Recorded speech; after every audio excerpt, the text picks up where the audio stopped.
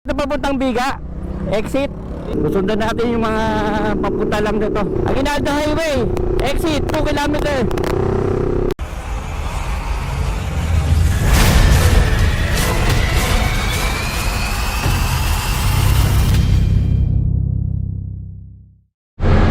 Kalods, dito po tayo sa Petron ngayon, dito sa may boundary po ng Manggahan ng Gentry sa Governor's Drive. Dito po tayo exit papuntang Biga ng Aguinaldo Highway.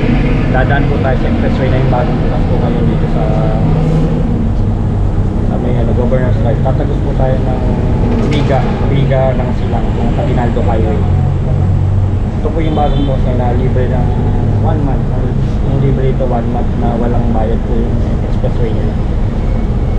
Papakita ko po sa inyo kung anong lagay po ngayon ng daanan ngayon. So maganda po na siya yung daanan. Samahan nyo ako sa akin yung vlog dito sa bagong bukas po ng expressway ng Calax.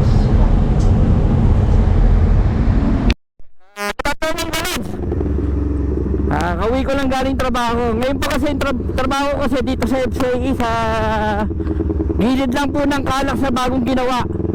Ngayon po kaya po ako nag-big bike para po try natin ng yung pinaka Governor's Drive exit to Silang exit. Ito na po yun, dito na po sa Miwilcon. Try po natin lumusot ngayon. Libre po ngayon to kasi 1 month. 1 month na pwedeng binuksan to para sa libre. Ngayon titingnan natin kung paano sa tolls ito, kung paano dadaanan.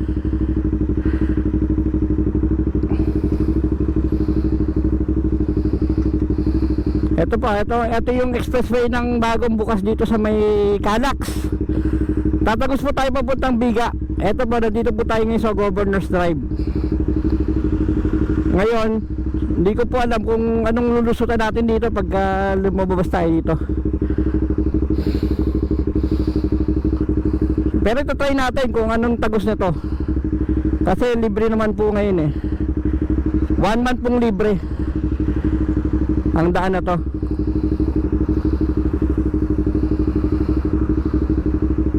Pero tatanungin ko muna natin dito. Una muna tayo dito bago natin pasukin po ito. Kasi di pa natin alam di ko pa po na ipapasok to.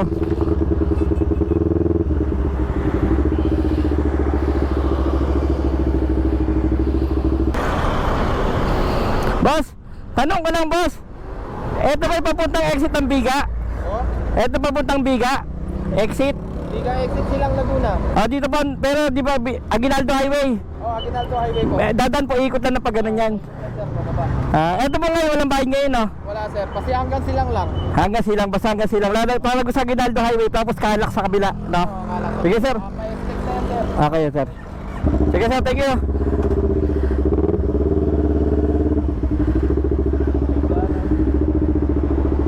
Sa banda sana, hindi ko alam kung siga po ito, kung anong ayun, nasa harapan po natin sa likod po ng Pure Foods. Ako po, Aguinaldo Highway. Tatagos tayo na Aguinaldo Highway to Governor's Drive to Aguinaldo Highway na hindi dadaan ng Palapala. Yung sobrang traffic po. Laking bagay po na to. Nakakamenos po tayo ng almost 30 minutes.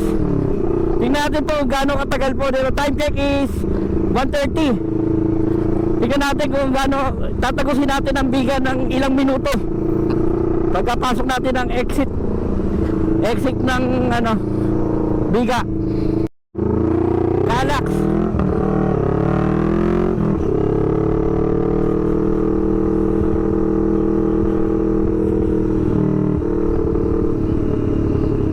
Susundan natin yung mga papunta lang dito.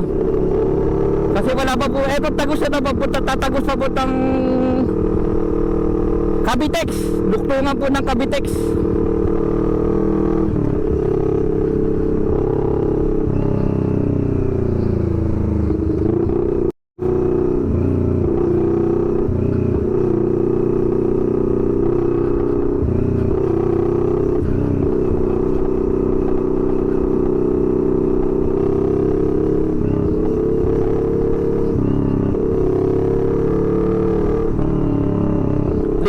namin tong FCI, dyan lang po ako nagtatrabaho. Sa likod ng Calax na yan.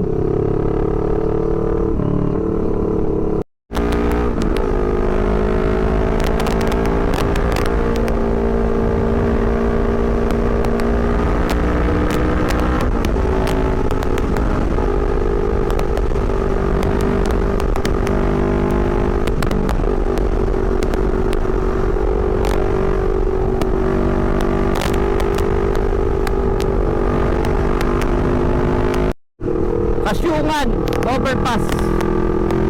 Ito po yung ano to, dinadaanan namin ng Humayaw.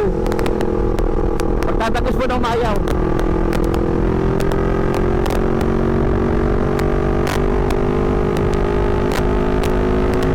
Ganda nung puntaan dito.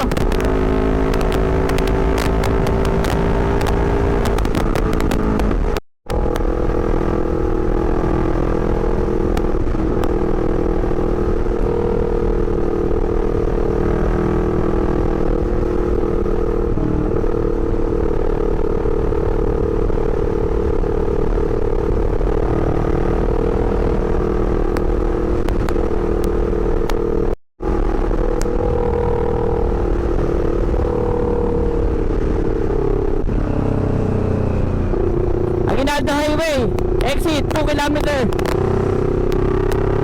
May po.